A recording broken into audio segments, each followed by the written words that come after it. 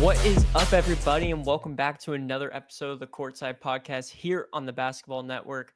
I'm Caleb, that's Connor, and today we're going to be talking about the NBA trade deadline, how that's quickly approaching. But Connor, it doesn't really seem to matter because it's already has been so many big trades. I'll turn it over to you, see how you're doing, and we can dive right in. Yeah, I thought college basketball was going to be the news of the weekend with all the top 10 upsets we had yesterday, and then we go and have last night and today that just happened. So I don't even think I really know how I'm feeling right now. I don't think anyone knows how they're feeling right now. It's been a wild 24 hours. That's for sure. Might be the craziest day in NBA history, at least from my perspective. And as Connor alluded to, college basketball was crazy, but the NBA is even crazier. So let's go ahead and dive right into it. So, the biggest piece of news, and the thing we obviously have to start off today's show with, is Luka Doncic has been traded to the Los Angeles Lakers. And for in return, Anthony Davis. There's a lot of other pieces around that go into it, but Connor, initial thoughts on Luka no longer being a part of the Dallas Mavericks and now taking his talents over to LA with AD coming in return. Well, this was by far the most unexpected trade. I think anyone saw it coming. For all the big names that were in talks, Luca and Anthony Davis were nowhere near those talks. But just because it's unexpected doesn't mean it's a good trade. Don't really know what the Mavs are doing right now. Which is nothing against Anthony Davis. It's just a very puzzling move when you trade when he's healthy, a top 5 player in the league. I gotta agree as well. All the reports are actually saying that the Mavs were the one that were seeking this trade out. They went directly to the Lakers and knew they wanted Anthony Davis, and they went after it. And from the reports that we've been seeing from Shams and everyone else in the NBA world, it seems like the Mavs were frustrated with Luka in terms of his conditioning and diet, and he had been gaining some weight. But Connor, we're coming off a team where Luka has taken them to the NBA Finals just last season, and they geared up this offseason to make another run at it. I don't know if I can remember anything like this in recent NBA history, maybe even in all of NBA history. The fact that you Well, have a dude that's an all NBA player for the past 5 seasons, gonna win MVPs at some point. I mean, just an amazing player, probably top 5 player in the league, and he gets traded midseason without anyone knowing. yeah, and so fun stat. It is the first time that the reigning All NBA players have been traded for each other mid-season in history.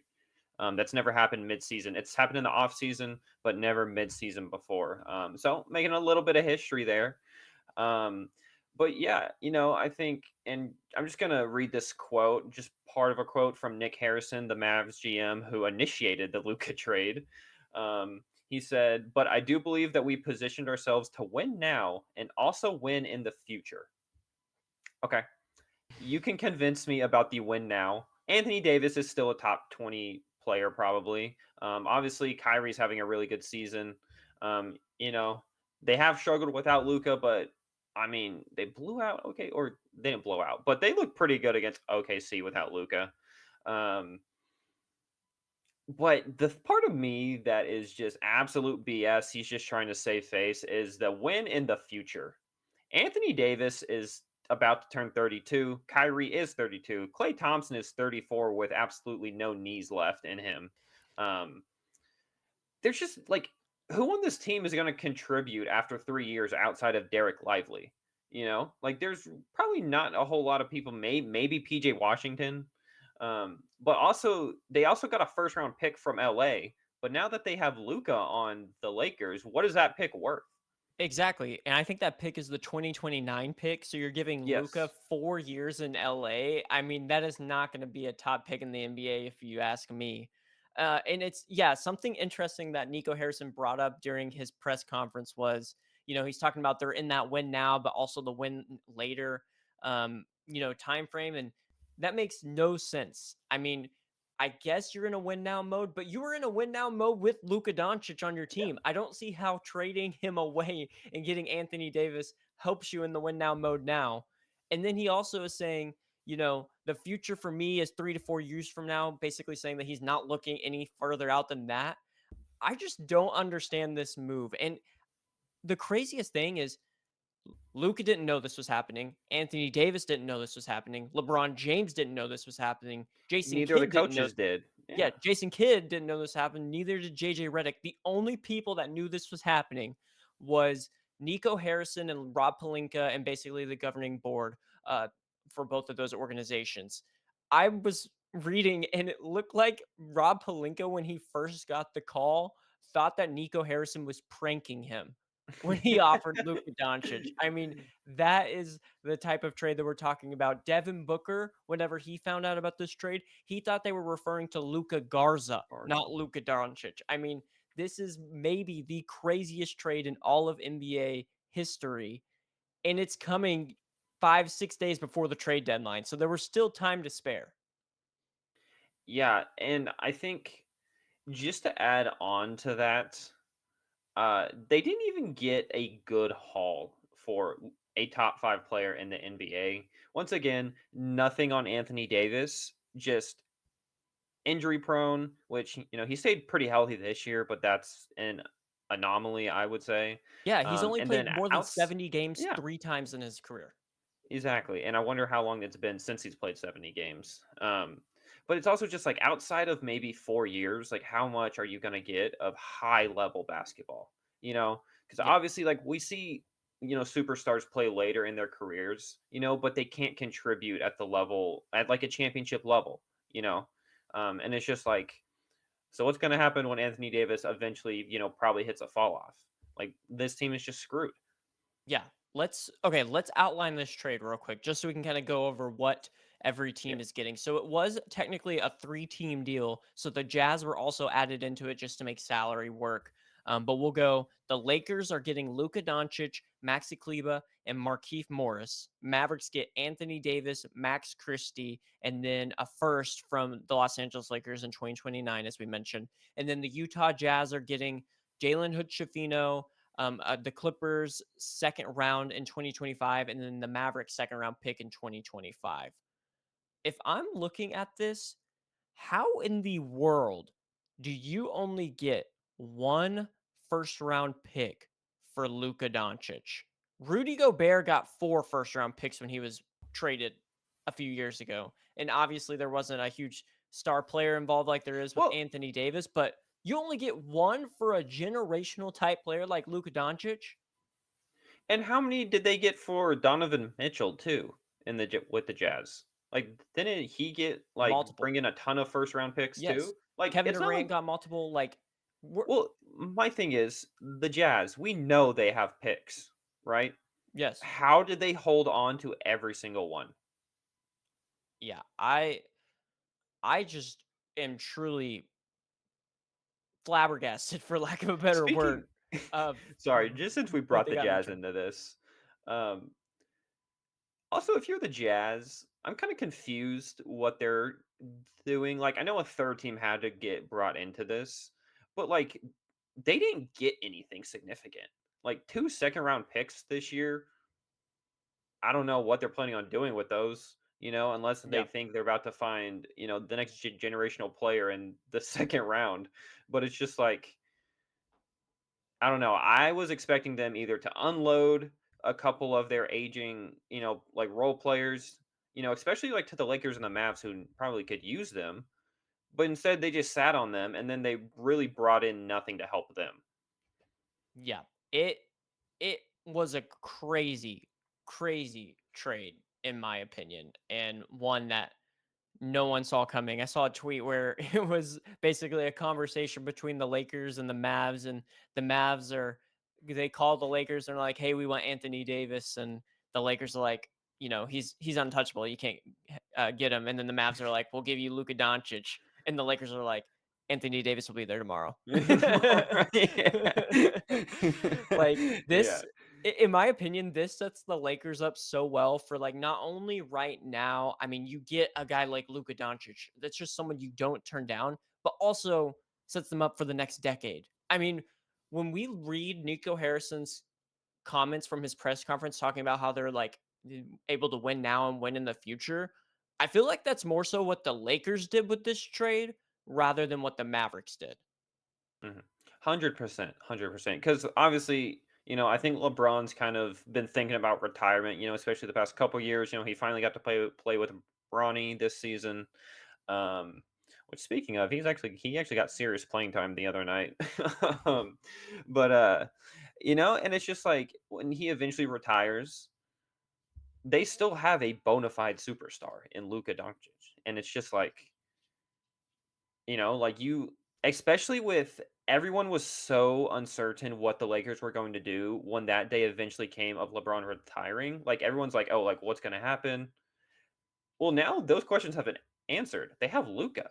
Like they're going to have a future MVP candidate for the next I don't know how many seasons. I'm assuming he'll probably sign some sort of extension with the Lakers. I don't see why he wouldn't.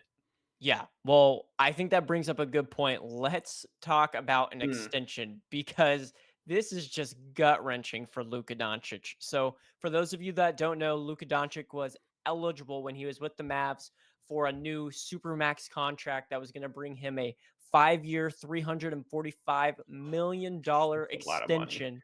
But now that he is traded away from the Mavericks and no longer with that team, he is actually losing out on that supermax eligibility, which basically only makes him eligible for 5 years, $229 million extension after this season with the Lakers. So, for some quick math, that is $116 million that he loses out on being traded to the Los Angeles Lakers, let alone there's no state income tax in the state of I Texas. was gonna say, not to mention he's paying more out of his contract now because he's living in LA now. Exactly. It's just, I mean, Like crazy, crazy stuff. like who wants to go play for the Mavs now after seeing what just happened? That I don't know. That brings up a good point because Kevin Durant was actually asked about this, and Kevin Durant basically went on a tangent saying, all these teams and organizations and fans, they want all these players to be so loyal to them, but they'll just drop them like that. Like if a player like Luka Doncic can be traded, no one is safe, in my opinion. Like no one. Josh Hart from the New York Knicks tweeted out like, so who are the untouchables in the NBA anymore if Luka Doncic wasn't? Yeah, no. I mean, I feel like if you probably said there's only 5 players in the NBA who are truly untouchable, I feel like Luca was probably on that list. I 100% agree. And so it has been a crazy turn of events. So Connor, I think maybe we should talk about one, who do we think won this trade if anyone did? And then two, how does this affect the West and both of these teams moving forward? Yeah, answer that first part. So I'll give you my grades for this trade. How about that? And I think you can probably decide who won the trade based off my grades. All right, for the Utah Jazz, I'm giving them a C plus. Look, they didn't get much. They didn't unload the players they needed to, but they got a couple second round picks, you know, and they didn't like absolutely cripple themselves, which you can't dock them for that. The Mavs got a big ol' F.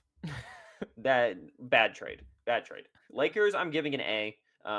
Obviously, I think there's still some questions on how Luca fits with this Lakers team. But I feel like though Luca's one of those players that, especially on the offensive end, well, pretty much only on the offensive end, the players mold around him and do what they need to with him. Like he's one of those players, so I think he'll be fine. But so if you can't tell, I think the Lakers are the winner from this trade. I agree. I think the Lakers absolutely fleeced the Mavericks in this. I mean, let's go back to when Mavericks actually went to the Lakers and were trying to get Anthony Davis.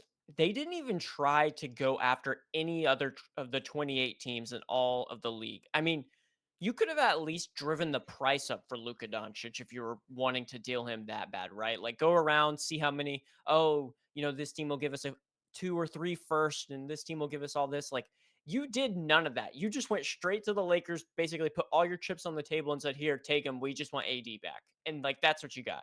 And then in all honesty, like Maxi Kleba was a rotation piece for you as well. I mean, he has been battling injuries all year, but like, so that's another piece that you lose. And I guess you bring in Max Christie, who was playing for the Lakers.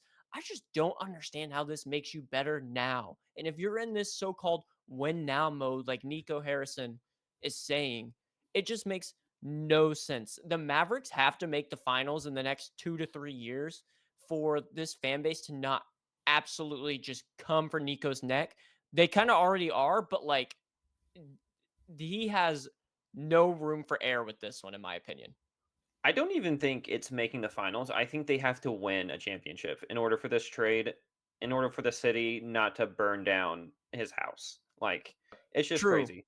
true. And also, I will say they did get better at the power forward position because Anthony Davis over Kleba, no brainer. But I think the fall off from uh, Luca to Max Christie is a pretty steep one though, as well. So it's just like they traded a all NBA, all generational wing for Anthony Davis. Yeah. Um, but And yeah, I so feel for the Mavs fans, man. Nobody saw this coming. I mean, they are basically making a tribute to Luka Doncic outside of the American Airlines Center under the Dirk Nowitzki statue with all the did you see Luka the jerseys coffin? and signs. Yes, they brought in a coffin, basically And they like it had was a funeral the for it. funeral. It has just been devastating. I'm seeing a ton of Mavs fans just selling their season tickets. It just Oh, it is so Yeah. gut wrenching. And for a player that meant so much for not only this organization, but this city. I mean, like you had, the love that everybody had for Dirk Nowitzki, and that really just like transitioned over to Luka Doncic, and now it's just gone. It's gone. So I agree with you. You're probably right. Not only make the finals, but they need to win it in the next couple of seasons for this to make sense. And I don't want anyone to think that we're thinking that AD is a slouch by any means. It's just for what Nico said in regards to winning now and winning later, his move just doesn't back it up, in my opinion. Look, if this is 4 or 5 years ago, I absolutely will be on board with Nick Harrison. Like at 26-year-old Anthony Davis, like I mean, I would trade for that. And I would say like, yeah, like we're positioned to win now and in the future. It's just the fact his age, like he's True. on the wrong side of 30. Obviously I mean, I don't want to keep, just hammering this point in. It's just he wrong side of 30, injury history, and it's just like how big is this window theoretically with their three like big names with Clay Thompson, Kyrie, and AD are all getting old. Yes. Yeah, they're all aging, but they do have Derek Lively and a few other pieces that are a little bit on the younger side, but I just don't know if But that's they're not really stars. exactly. I don't know if that's exactly what they need Except and when can he kind plays of the move Thunder. from. PJ Washington's a star when he plays the Thunder. Hey, very true. That dude can light it up when he plays the Thunder. But okay, before we move on to this next trade that actually Yeah. just got released a couple of hours ago, let's talk about the Lakers and the Mavs in the Hmm. West, what that looks like, and what we see maybe for the rest of this season. So maybe I'll turn it over to you and we can start with the Lakers, maybe because it seems like a little bit more of a positive note, and then move back into the Mavs. Yeah, so with the Lakers, I think it's going to be interesting, especially since in the month of January, the Lakers were actually playing really well. I think they've won like 8 of the last 10 or something like that. Um, Last I checked, they were like 5th or 4th in the standings. Yeah, they're fifth Um, right eh, now. yeah, like they were playing really good, except I will say, not sure how this will like how that success with Anthony Davis and LeBron would have transferred to the playoffs in a 7-game series. But they've been playing super well. And I think a big thing is they had been healthy, for pretty much the whole season. But I'm interested to see because Luca's coming back from a calf strain. I know like he was expected to make his return before the All-Star break, but I'm assuming now that he's been traded, he probably won't till after the All-Star break. But who knows? He definitely could play. Um, but I'm interested to see if he can how fast he'll find his rhythm again. Just because he's been out for a long time. Yes. I think the biggest thing with these Lakers is they have to get a center. I Hmm. mean, with Anthony Davis now being gone, their starting center right now is looking like Jackson Hayes. And he's just not a starting caliber center, in my opinion, right now, in the National Basketball Association. So if they can go out and get a center and not have to give up too much, I mean, this team has some pieces that can make some noise. but it's all going to be about whether or not they can get that center. There's guys like Robert Williams and Nick Claxton that have been rumored, and it's also been mentioned in reports that the Lakers are aggressively going after that center. It's really if they can go out and actually get it, that's going to help take this team to that next level, in my opinion. But as you mentioned, they were playing great. 8-2 in the last 10, on a 2-game win streak right now, right there in the fifth seed. But also, I mean, within striking distance of honestly the second seed, only 3.5 games back, and we still have another half of the season to go. So I like what the Lakers are doing right here. We'll just have to wait and see if any of the other pieces can fall into place like they need. I think the interesting thing with this, and I'll quickly ask you before we go back to the Mavs, is do you think LeBron James, one, is happy with this move? And two, are you thinking he's staying a Laker? Because there have been some subtle rumors, don't want to start anything, but that he might be not staying with the Lakers this season. I find it hard for LeBron to be traded. But with that being said, if he does get traded, send him to the Warriors, please. That would be amazing. I know you probably don't want that, but I think that would, dude. Tell me that would not sell tickets, dude.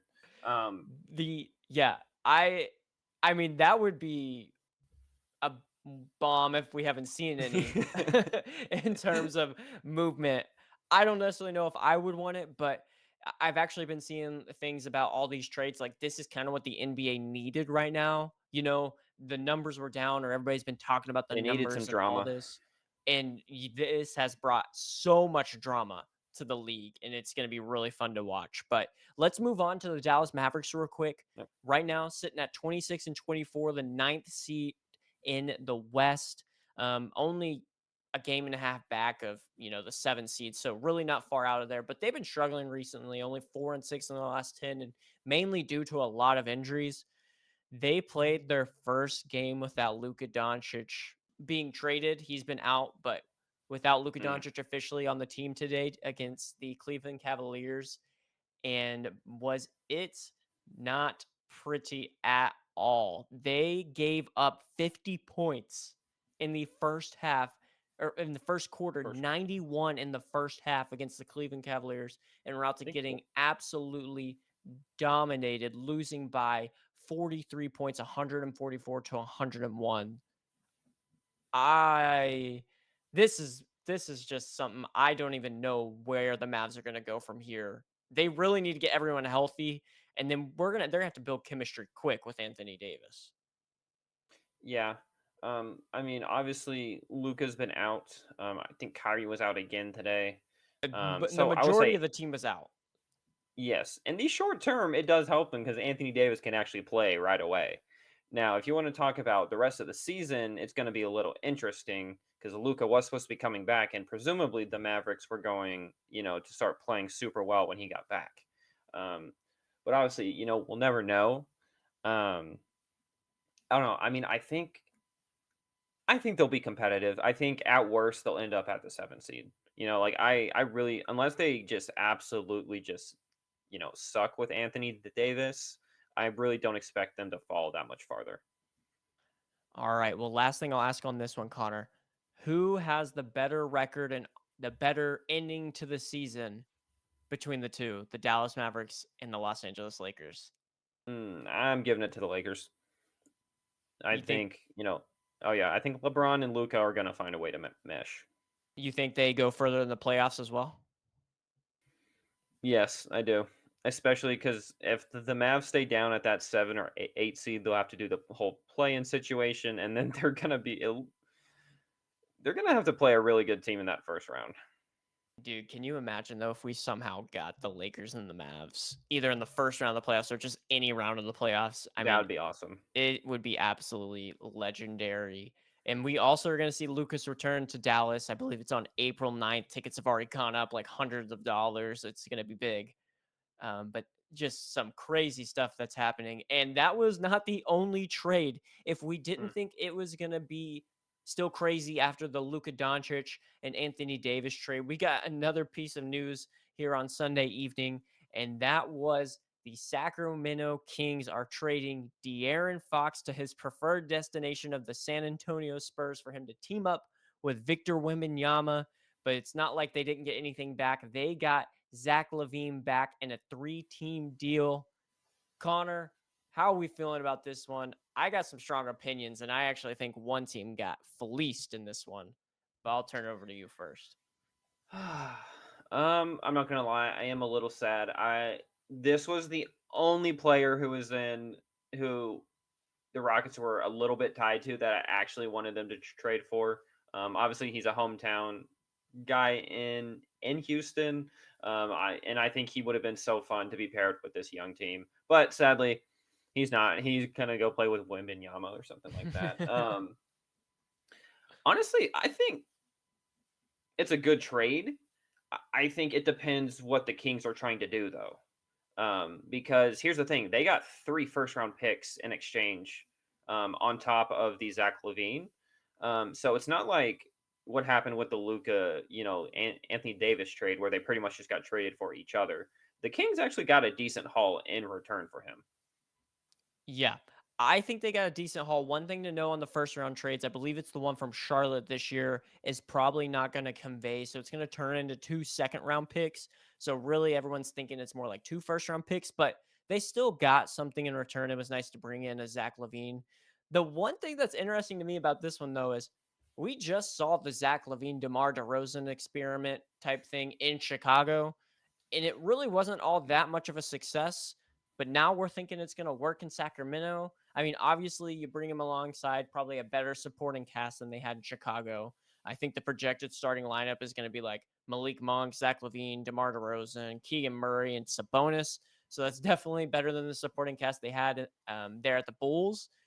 But we've seen this run before. I just don't exactly know if this is going to be what gets them over the hump. But obviously, De'Aaron Fox won it out, and they found a way to get him to the Spurs. I am loving what the Spurs have done in this one, though. I mean, they were able to get De'Aaron Fox, and they didn't have to give up Anyone? Stephon Castle. They didn't have to give up Devin Vassell. They didn't have to give up Sohan. They didn't have to give up Keldon Johnson. They still have a Chris Paul that can mentor a De'Aaron Fox and Victor Wembanyama.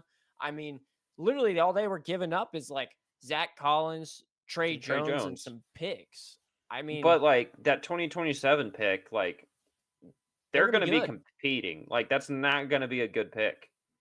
Yes, I absolutely loved what the Spurs are doing, and let's keep in mind the Spurs are right now at the 12th seed at 21 and 25, but they're only 2 games back from that 10th seed and getting into the play-in. I mean, Well, this is a team that could actually make it into the play-in and maybe make a little noise. Well, that was one of my big points here is like, where does this rank the Spurs now? Like, are they just fully, full throttle ahead? Like, oh, we're not, tanking. Like, we are now, trying to compete fully. I mean, in terms of the Spurs right now, they only got better. Hmm. You didn't really lose anybody. Like Trey Jones is going to be like a tough loss, but like De'Aaron Fox is a huge upgrade. So it's really like there's no loss there, right? And then Zach Collins, I mean, he had been playing some solid minutes, but you just got a bunch of young guys that can play. I just I think this gives them a I was legitimate shot to make the play in. outside of Wimby. Who do they have at a big man though? So they play Sohan a lot. I think he plays more of like the 4 role. Yeah, Zach Collins was playing a was their lot of backup minutes. center. Yeah, he Yeah, was he was playing a lot of minutes, but they do play Harrison Barnes. He plays small forward. Champagny plays small forward. Keldon Johnson will play the 3 or the 4. But at backup center, I think it's gonna be like the Mamu Kilashvili, or I know they drafted Charles Bassey from Western Kentucky a few years ago. So, yes, they are looking pretty thin there. But if you're going to be thin at any position, it might as well uh, be the position that you have Victor Wembanyama at, right? yeah. Um, so I mean, this team's got some young guys. The starting lineup's gonna be really fun to watch too, with a pair of De'Aaron Fox and Stephon Castle. The only thing I'm a little nervous about with this team is the shooting, but I mean, at least Victor Wembanyama can space you out a little bit, and we've seen De'Aaron Fox get hot too. So I'm not really worried about that, but if there had to be some concern, that would be the one that I would bring up. Yeah. Um, there was a third team involved in this trade, obviously, because Zach Lavine got traded. The Bulls, they brought in Zach Collins, Trey Jones, Kevin Huerter, and their own 2025 pick from San Antonio. So what are we thinking about for the Bulls? Ah, you know, the Bulls, there's just been this repetitive pattern for the Bulls over the past couple of seasons when it comes to players and assets that they had that they just decided to hold on to a little too long and not get as much as they could, right? You had DeMar DeRozan, felt like they didn't get as much as they probably could have if they traded him earlier. Alex Caruso didn't get as much as they could have if they traded him earlier. And now it's Zach Lavine. Um, I mean, basically those three players they turned into Josh Giddey, Kevin Huerter, Zach Collins, Trey Jones, Chris Duarte, 2 second-round picks, and then basically got one of their picks back. They didn't get any additional first rounders or anything like that. It's really sad because this front office has kind of failed this team miserably over the past couple of years. So, I mean, it's nice to get a first rounder back, but like you're losing a Zach Lavine, who's an all-star like player, especially right here. It's tough to see, but they had to get rid of Zach Lavine at some point. That contract was just too big for a team that wasn't going to compete and needed to kind of start tanking. And honestly, Connor, I think we've found another team that has entered the chat for tanking for flag. Oh, 100%. So right now they are sitting at the 10 seed. But I will say, hold on. I'm gonna say this. I think getting that pick back was huge just because, it's probably gonna be a lottery pick now. Oh, for sure. Yeah. Just based where they're gonna be. So that was huge. Um, but I'm interested to see. I'm interested. Do you think Vucevic is going to be gone? I know he's been rumored to being traded, and I think this Zach Lavine trade, I'm assuming, was probably the first of a few trades from the Bulls. I agree. I think this is kind of the first domino to fall. I'm assuming that if you trade Zach Lavine, you're going to trade Vooch. Like, there's no reason to keep him around at this point. And he's really the only other like big asset that you have that is actually going to give you some value back, right? I don't see you trading a Josh Giddey who you just got. Kobe White is kind of someone that they're looking to, help build around and add on to. Um, Well, and then looking at everyone else, there's not really anyone else I can see. I think you're muted.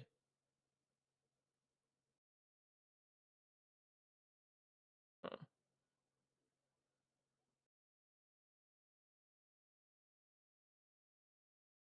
can you hear me now? Yep. Okay, I don't know what the heck. Yeah, well, apparently it doesn't matter who you are because Luka just got traded. So who knows? They might trade Kobe White. Very. Hey, you know what? Very true. Bringing it all back to that, like no one's untouchable at this point. So Well, and yeah, okay, this goes back to kind of my first thought when this De'Aaron Fox rumor, first started that he was looking to get moved. Like, what happened in Sacramento? 2 years ago, they were the 3 seed with pretty much the same core minus the Rosen. Like, what happened?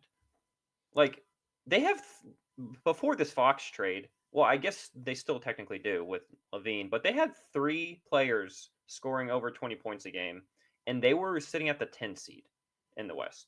Like, what is going on? I I I truly don't know because like you look at their team, they have really solid players, but it it just seems like maybe they just don't have like that just like absolute star. Like you had that in a De'Aaron Fox, you have that in Sabonis, but when you look at the duo of Fox and Sabonis, like that's not the same type of duo as a Jason Tatum and a Jalen Brown or a what once was a Luka Doncic and a Kyrie Irving, that type of thing. So maybe that's it. I truly don't know because like they do have a decent amount of players and good assets. It just seems like they can't really put it all together to make that run like they did a couple of years back. Yeah, it's just so crazy because I feel like the team is just so similar to what it was. I think they still have Harrison Barnes at that point. I think. Um, Yes. Yeah, that was the Dude, maybe player in Harrison Singapore. Barnes is actually a glue guy, and people have just been hating on him for no reason. Yeah, I mean, hey, got the Warriors their first championship in 40 years. Come on now. And then choke the second one. All right, Um, we don't talk about that one. um, but yeah, I just thought that was interesting. They're literally 2 years removed with almost the same exact team of them being the 3 seed, and now they're trading, their star player. Um, and I don't know. I'm just kind of confused. Are they still trying to compete?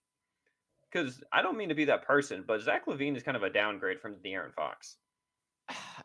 I saw you put that on there. Like, what is their plan? Like, are they trying to Yeah, hold on? Are they trying to compete, or is it tearing it down? And looking at this team, it just seems like they have to they still try to should be be good. compete, right? Like, this isn't a team that's just gonna absolutely tank and fall, but like maybe it's just a team that's just gonna stay middle of the pack. But at this point, it's like you don't want to stay there forever, and it seems like that's just kind of where the Kings have been for a little bit. Besides that outlier of a season a couple of years ago, I truly don't know what it is for this group. But I did want to bring it back to the fact that now we have a De'Aaron Fox paired next to a Victor Wembanyama, right? A 27-year-old De'Aaron Fox in his prime, next to just one of the most unique basketball players of all time in Victor Wembanyama.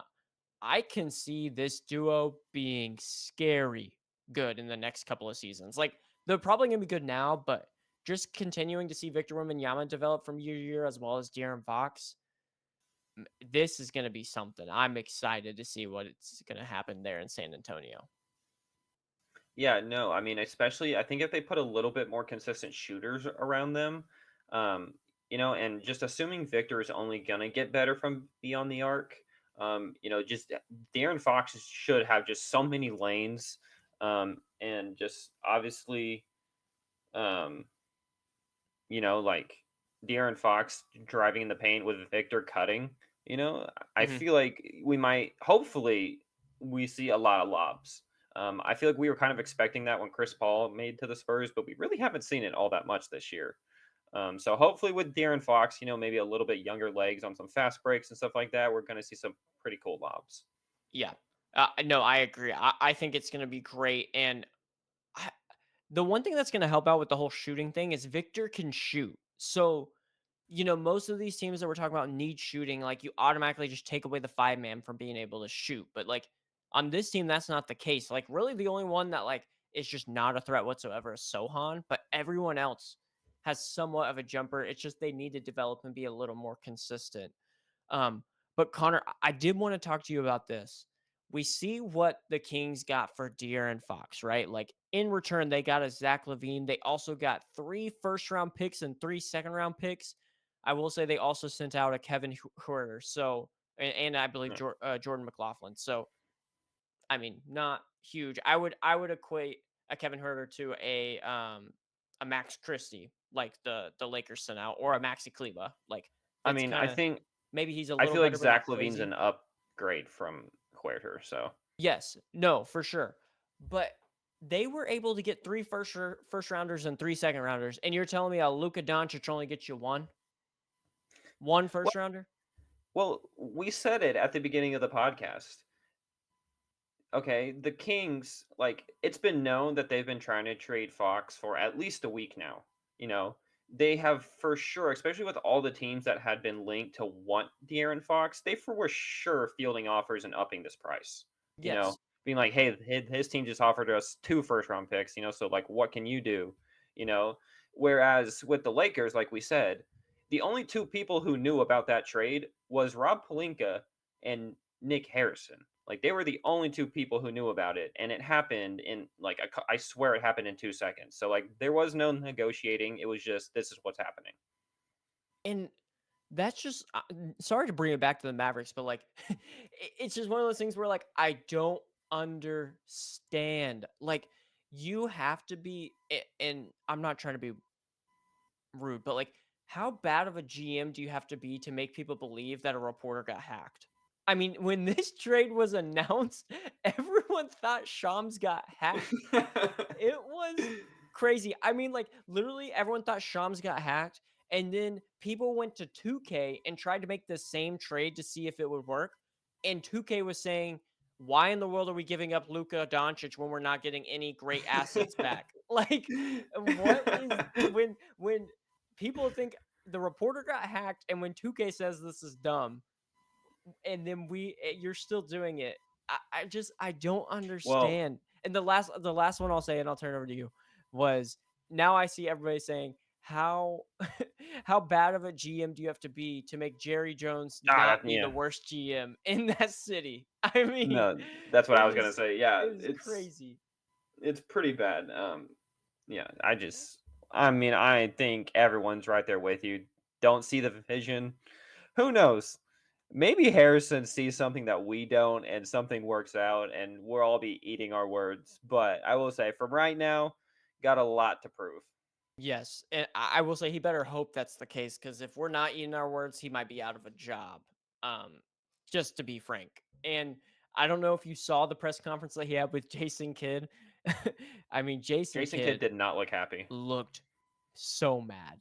The entire time he looked so mad. Even coaching the game today, he looked mad. Like it did not look like one of those things that you want to see between a GM and a head coach, but it's happening there in Dallas.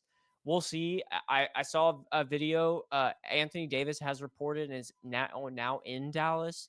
When he's set to play his first game is not yet scheduled, but I'm assuming it's in a couple of days because as of right now, the Mavericks need him and they need him bad.